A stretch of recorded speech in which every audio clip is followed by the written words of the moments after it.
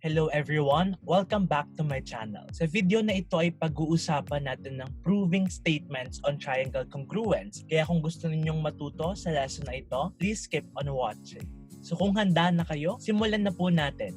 Narito po ang steps kung paano natin ipoprove ang statement related sa triangle congruence. So una po is to prove that two triangles are congruent using triangle congruence postulate or theorem.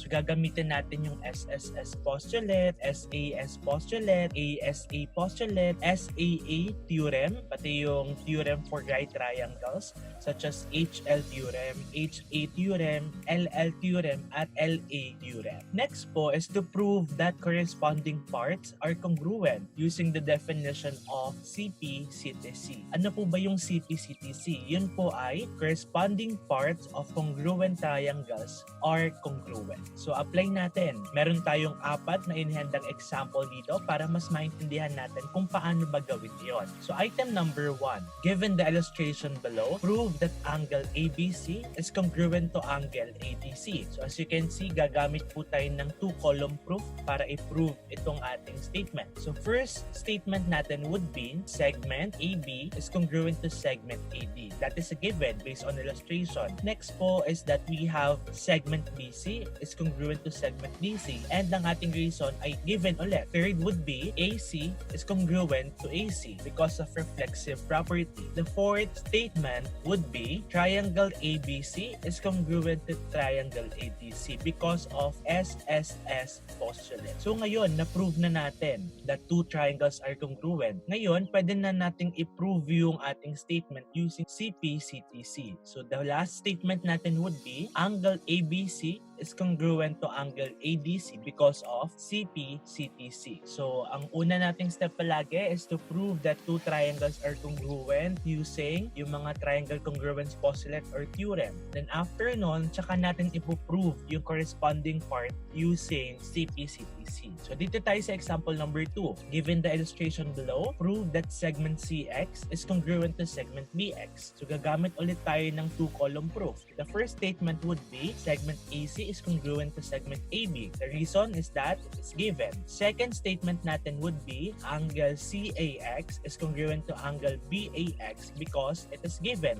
Makikita naman natin doon sa illustration.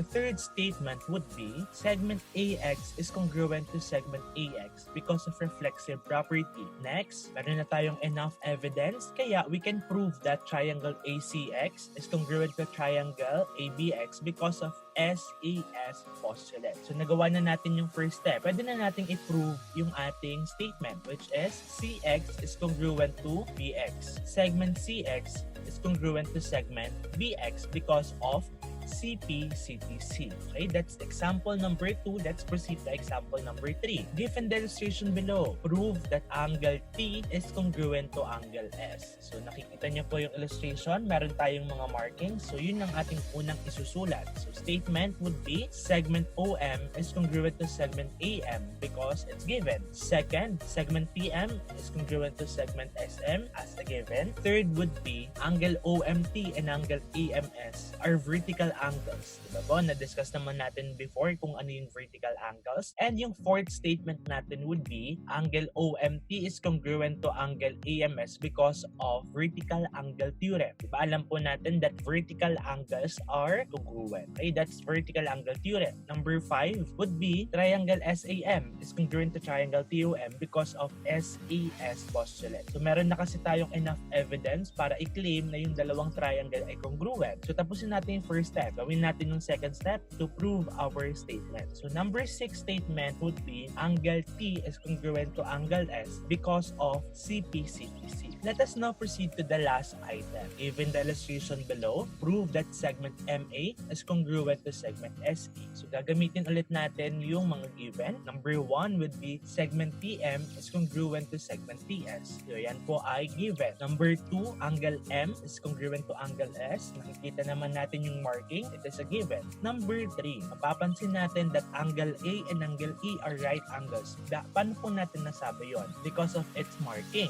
Diba po, meron siyang marking. That is why the reason would be definition of right angles. And number 4 would be triangle MAT at triangle SET are right triangles. Alam po natin na kapag ka merong right angle doon sa triangle, we can say that it is a right triangle. So the reason for that is definition of right triangles. Yung fifth statement natin would be triangle MAT is congruent to triangle SET because of hypotenuse angle theorem. And because of that, we can say in our sixth statement that segment MA is congruent to segment SE because of CPCTC.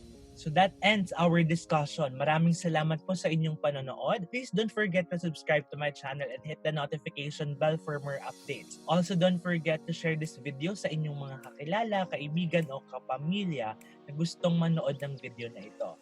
That's all for today. See you on my next video.